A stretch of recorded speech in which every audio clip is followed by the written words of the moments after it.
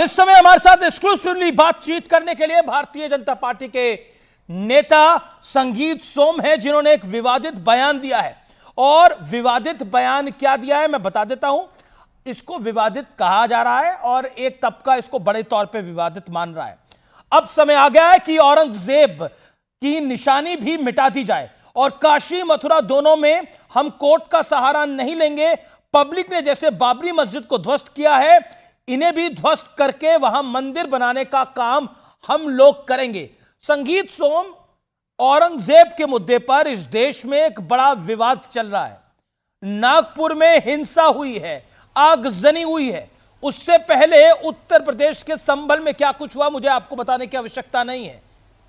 क्या आप कहना चाहते हैं? अब आप यह कह रहे हैं, आरोप यह है कि आप भी इस आग में घी डालना चाहते हैं, या फिर कहूं तो केरोसिन डालना चाहते हैं।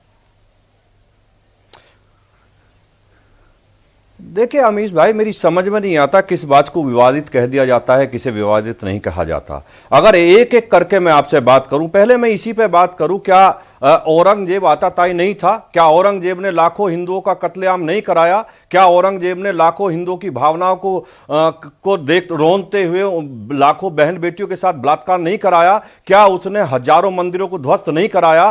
क्या काशी या मथुरा ये हिंदुओं की भावना का, सनातनी की भावना का प्रतीक नहीं है? क्या जब ये सारे काम औरंगजेब ने किए, किसी कोर्ट का आदेश था? क्या किसी कोर्ट के आदेश से उसने किए? क्या तब तो आज अगर कोई कोर्ट का आदेश होता तो लोग कहते कि संगीत भाई तब तो कोर्ट नहीं थे, अब तो कोर्ट हैं। अब तो कोर्ट है, अब तो कानून है, भारत का संविधान नहीं है। तो आप एक बात मुझे बताइए ना। आपने अभी नागपुर की बात मुझसे की, नागपुर में आपने देखा, अगर कोर्ट है तो नागपुर में आपने देखा कि वहां अगर पुलिस अधिकारी थी, महिलाएं थी, और उनके नाम देख के उनके कपड़े फाड़ने का कोशिश की जा रही थी, उनके साथ क्या क्या अब्यूजिंग की जा रही थी, क्या क्या उनके साथ किया जा रहा था। आपने जब बोला कि कोर्ट है या कानून है या नहीं, वो तो अश्लील, तो अगर वो कुछ करेंगे वो कोई बात नहीं। अगर हमने गलत कहा है तो वो गलत था, निंदनीय है, वो उसका कोई समर्थन नहीं कर सकता।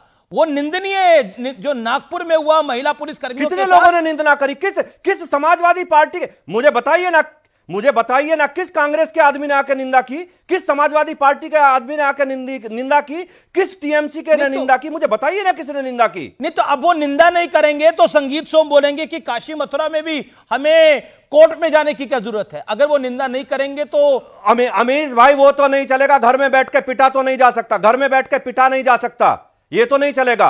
और काशी मथुरा में क्या आप नहीं जानते वहां मंदिर थे, औरंगजेब ने उन्हें गिरा के मस्जिद हिम्मत जो आपको घर में आके पीट देगा? अरे तो ये पीटी रहा है, वो कौन है वो लोग? वो पुलिस के अधिकारी, पुलिस के कर्मचारी कौन है वे लोग? वे हमारे नहीं है, वे भारत के नहीं है क्या? वे आपके परिवार के नहीं है क्या? यह संभल में जो हुआ, जो पत्थरबाजी हुई, पुलिस अधिकारियों पे गोली चलाई गई, पुलिस अधिकारियों पे पथराव किया गया, वो हमारे परिवार के नहीं है क्या? आपके परिवार के नहीं है क्या? तो क्या पिटने के लिए बने हम लोग? इसीलिए तरीके से पिटते रहेंगे? नहीं तो फिर इसका सॉल्यूशन क्या है? फिर तो क्लैश बढ़ेगा और विपक्ष कह रहा है ये क्लैश बढ़ेगा, इसका लाभ भारतीय जनता पार्टी को होगा। अभी तो देखिए बॉस, सीधी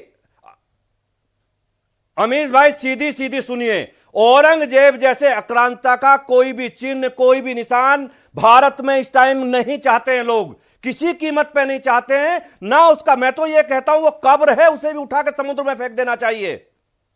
क्यों यहां उन आक्रांताओं का, यहां क्यों उनकी निशानी यहां रहे? वो भारत के थे क्या? वो भारत के थे क्या? अरे यहां आए, उन्होंने लूटपाट की, यहां उन्होंने बहन बेटियों के साथ बलात्कार किया, मंदिर तोड़े। अरे उनकी तो नामो निशान बहुत पहले मिट जाना चाहिए था। नहीं तो क्या माने, आप कह रहे हैं कि कोर्ट का सहारा नहीं लेने की आवश्यकता है। मैं मुख्यमंत्री योगी आदित्यनाथ को कोर्ट कर रहा हूं, वो कह रहे हैं काशी अयोध्या के बाद अब ब्रज की बारी है। तो क्या कुछ बड़ा होने वाला है? क्या प्लानिंग है आप लोगों की? आप बाबरी की बात करें कि बाबरी की तरह काशी मथुरा में मस्जिदों को ढा दो। देखिए देश का हर सनातनी चाहता है कि अब हमें न्याय चाहिए। हम हजारों साल से जो उत्पीड़न झेलते आ रहे हैं, उस उत्पीड़न को अब नहीं झेलेंगे। हम किसी भी कीमत पर नहीं चाहते कि हमारे सामने कलंकित वो मस्जिद वहां खड़ी रहे। हम नहीं चाहते किसी भी कीमत, पूरे भारत का कोई सनातनी इस चीज को नहीं चाहता। अच्छा ये बताइए, आप ये बताइए कि अभी आप कह रहे हैं कि हम लोग पिटने के लिए बने हैं। मेरा सवाल, मेरा प्रश्न डायरेक्ट आपसे यह है, this is my straight question to you. प्रधानमंत्री मोदी, योगी आदित्यनाथ उत्तर प्रदेश के मुख्यमंत्री, देवेंद्र फडणवीस जो कि महाराष्ट्र के मुख्यमंत्री हैं, देश के गृह मंत्री अमित शाह, ये सब तो भारतीय जनता पार्टी के हैं, ये तो सब संघ से आते हैं, इनके दौरे हुकूमत में भी पिटा जा रहा है। तो फिर तो सवाल आप ही लोगों पे खड़ा होगा कि बीजेपी क्या कर रही है जो हिंदुओं की इतनी तो बात करती थी। तो आप ही सोचिए, नहीं तो कानून अपना काम कर रहा है ना। ये आताताई जिस तरीके से आतंक का काम कर रहे हैं, तो कानून अपना काम कर रहा है ना, उसमें आप निश्चित रहिए। इन्हें बख्शा किसी को नहीं जाएगा। ये बहन बेटियों के कपड़े अब नहीं फाड़ सकते, बहन बेटियों के साथ पुलिस पे गोली अब नहीं चला सकते। ये अगर पुलिस पे गोली चलाएंगे तो जवाब में गोली चलाएगी पुलिस। ये नहीं है कि अब मनमर्जी चलेगी इस तरीके से। और मैं आप लोगों से भी कहना चाहता हूं अमीश भाई कि इस तरीके के लोगों को, ये अगर बैठते हैं आपके पास आके, बताइए कि कम से कम भारत की जनता क्या चाहती है, उसका सम्मान करिए। नहीं तो भारत की जनता आपकी राय में क्या चाह रही है? क्या चाह रही है आपकी राय में भारत की जनता? जो संगीत चोम चाह रहा है वही भारत की जनता चाह रही है क्या? औरंग और देखिए, भारत की जनता सीधा सीधा चाहती है कि जैसे बाबर की निशानी अयोध्या में खत्म हुई है, ऐसे ही काशी और मथुरा में औरंगजेब की निशानी खत्म हो जानी चाहिए। ये पूरे भारत की जनता चाहती है। आप इस पे सर्वे करा लीजिए और बता दीजिए मुझे कि भारत की जनता का क्या मूड है। देखिए, इस पूरे इंसिडेंट के अंदर कई नेता कह रहे हैं कि औरंगजेब विवाद के जो बीच जो ये पूरा मामला है, ये जो छावा फिल्म बनी है उसको बैन करने की मांग उठ रही है। कई नेता गण ये कह रहे हैं, कई समीक्षक ये कह रहे हैं कि छावा फिल्म में जिस तरह का संभाजी महाराज को दिखाया गया है, छत्रपति संभाजी महाराज, उससे नफरतें बढ़ी है। इस वजह से ये पूरा कोहराम मचा पड़ा है। UP to Maharashtra, Maharashtra to UP. बिल्कुल गलत। किसी पहले मैं आपको यह बता दूं अमीश भाई, किसी पिक्चर को देख के लोग अपना मन नहीं बनाते हैं, किसी पिक्चर के हिसाब से लोग नहीं चलते हैं। किसी पिक्चर में सत्यता अगर दिखाई है, लेकिन ये तो बहुत पहले से चल रहा है ना। आप मुझे ये बताइए कि महाराष्ट्र में बैठा हुआ अबू आजमी जैसा एक 2 टके का गुंडा जो वहां गुंडई करता है, और वो अपने औरंगजेब को महान बताएगा, अपना आदर्श बताएगा, वो किसकी भाषा है? माफी मांग ली, आपको नहीं पता किसकी भाषा है? वो अखिलेश यादव की भाषा है। किसने जता दिया? अखिलेश यादव जी ने खेत जताया क्या? नहीं, अखिलेश जी ने तो नहीं, लेकिन अखिलेश यादव ने खेत जताया अबू आसिम आजमी ने। नहीं, अखिलेश जी को उस पर खेत जताना चाहिए ना, क्योंकि वो अखिलेश जी का कार्यकर्ता है और उसके मुंह में जो जबान थी वो अखिलेश जी की थी। पूरा देश जानता है इस बात को। वो उसकी जबान नहीं थी। आप कह रहे हैं जो जुबान थी वो अखिलेश यादव की थी। एक बात बताइए, आप जो बयान दे रहे हैं, बिल्कुल जो जबान थी वो अखिलेश यादव की जबान थी। जो अब्बू आजमी ने बोला वो एक एक शब्द अखिलेश यादव का था। लेकिन अब तो ये आरोप आप सोच के देखिए ना, कहां छोड़ते, कमी कहां छोड़ते हैं। आप मुझे बताइए, आप भी गए होंगे, आपने भी कुंभ गए होंगे, 66 करोड़ लोग वहां गए हैं, सबने वहां संगम स्नान किया है, कुंभ स्नान किया है। क्या किसी को कुछ दिखाई दिया? इन्होंने उसे भी बदनाम करने का काम किया है। हजारों लोगों, जो करोड़ों लोग वहां गए हैं, करोड़ों लोग, अरबों लोगों की जो आस्थाओं का केंद्र था, उसे बदनाम करने का काम किया है। कहां नहीं कर रहे हैं सनातन को बदनाम करने की कोशिश? ये नहीं, सनातन की ठेकेदारी पूरी के भारतीय जनता पार्टी, राष्ट्रीय स्वयंसेवक संघ और बीजेपी के मुख्यमंत्रियों ने ले ली है। बाकी देश में बाकी विपक्ष का कोई नेता सनातनी नहीं है। सनातन की जिम्मेदारी हर सनातनी की है, लेकिन कम से कम जो ये अपने आप को सीजनल हिंदू बनते हैं, चाहे वो राहुल गांधी हो, चाहे अखिलेश यादव हो, इनके अंदर बहुत समय पहले से औरंगजेब की आत्मा विस्थापित हो चुकी है। आप क्या बात कर रहे हैं भाई?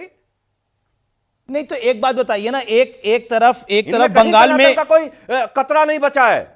नहीं, एक तरफ सवाल यह है, मेरा डायरेक्ट सवाल है, क्या मुसलमानों को लगातार दबाने की कोशिश है? ऐसा आरोप लगातार प्रतिपक्ष यानी विपक्ष लगातार लगाता रहा है, कांग्रेस हो, सपा हो, टीएमसी हो, कि मुसलमानों की को दबाने की कोशिश है। वक्फ के बिल के जरिए, संगीत सोम के बयान के जरिए, महाराष्ट्र में योगी आदित्यनाथ, उत्तर प्रदेश में कहीं कहीं कहीं किसी मुसलमान को नहीं दबाया जा रहा है। और भारतीय जनता पार्टी की सरकार चाहे देश में है चाहे प्रदेश में है, सरकार 140 करोड़, उत्तर प्रदेश में 25 करोड़ लोगों के लिए काम कर रही है, ना कि किसी जाति बिरादरी धर्म के लिए कर रही हो। वो सब एक तरफा सबके लिए कर रही है, सबका साथ सबका विकास के लिए काम कर रही है। नहीं, पर ये कैसा देख लिया है ये कैसा आपका सबका साथ तो सबका विश्वास है। प्रश्न ये है, अब इस पे सवाल जो है वो लगातार पॉलिटिकल पंडित भी सवाल उठा रहे हैं, लगातार विश्लेषक भी सवाल उठा रहे हैं, नेताओं भी सवाल उठा रहे हैं कि वक्फ के बिल की क्या आवश्यकता है, अभी क्यों लेके आया जा रहा है। और इसके all India Muslim personal law board में कार्यक्रम था जिसमें अखिलेश, जिसमें सपा भी गई, कांग्रेस भी गई, तमाम नेता गए, टीएमसी भी गई, तमाम नेता गए, लेफ्ट भी गया। अमीश भाई, आप वो कह रहे पास करके दिखाए ये सरकार बीजेपी। बात मत करिए, हमसे आके पूछिए। लोगों की जिस जमीन पे हाथ रख देते हैं, ये वक्फ की हो गई दुनिया भर की जमीन। ये वक्फ जो है एक भू माफियाओं का एक अड्डा बन चुका है, ये भू माफियाओं का एक गिरोह है, ये कुछ भी नहीं है। वक्फ का क्या मतलब है देश में? अरे वक्फ जाए पाकिस्तान में, यहां क्या मतलब है वक्फ का जी? नहीं, वक्फ को पाकिस्तान भेज रहे हैं। और भाईचारे की जिम्मेदारी क्या संगीत सोम की नहीं है? भाईचारे की जिम्मेदारी, गंगा जमुनी तहजीब की जिम्मेदारी क्या संगीत सोम की नहीं है? सारा ठेका हम नहीं ले रखा, हम अगर हम भाई सुनिए अमीश जी, हम हमेशा भाईचारे के साथ रहते हैं, हम किसी के साथ गलत करते नहीं, लेकिन हम गलत करेंगे नहीं, अब गलत सहेंगे भी नहीं। तो संगीत सोम की नजर में सही क्या है? ये नहीं, गलत आप करेंगे नहीं, सही क्या है संगीत सोम की नजर में जो वो बोल रहे हैं? आखिरी पॉइंट है, ये आखिरी सवाल है। बिल्कुल, अरे आप बताइए ना, सरकार सबके लिए काम कर रही है, सबके लिए घर बना रही है, सबको राशन दे रही है, सबको बिजली दे रही है, अच्छे हाईवे दे रही है, ये सबके लिए विकास है। और क्या होगा? पूरे देश का दुनिया में अपना अलग नाम चल रहा है, अलग जलवा चल रहा है। जहां देश के यशस्वी प्रधानमंत्री जाते हैं, दुनिया के प्रधानमंत्री पैर छूने के लिए तैयार खड़े रहते हैं। ये देश का विकास है, ये देश विकसित देश बनने की तरफ जा रहा है, यही देश के लिए होना चाहिए। चलिए, आपका बहुत बहुत शुक्रिया हमारे साथ जुड़ने के लिए। और क्या चाहते?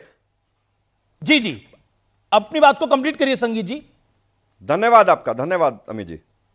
चलिए, बहुत बहुत धन्यवाद। मैं यही आपसे कह रहा था अमित जी कि आप सोच के देखिए कि देश में हम यहां से दिल्ली से मेरठ जाते थे 2-2 घंटे में, अब 40 मिनट में जाते हैं। पूरे देश में हाईवे का जाल बिछ गया, एयरपोर्ट का जाल बिछ रहा है, देश में रोजगार मिल रहे हैं, देश में तरक्की हो रही है, जीडीपी बढ़ रही है। और देश में क्या चाहिए? देश में इसे ही विकास कहते हैं, सबका साथ सबका विकास यही होता है। और जब देश में सड़कें बनेंगी, बिजली आती है, तो वो किसी एक के लिए नहीं होती। एयरपोर्ट बनता है या रेलवे नई रेल चलती है, तो वो किसी एक के लिए नहीं चलती, वो सब धर्म के लिए, सब लोगों के लिए चलती है। बहुत बहुत शुक्रिया संगीत सोम हमारे साथ आज न्यूज मेकर हैं, हमारे साथ जुड़ने के लिए बहुत बहुत धन्यवाद।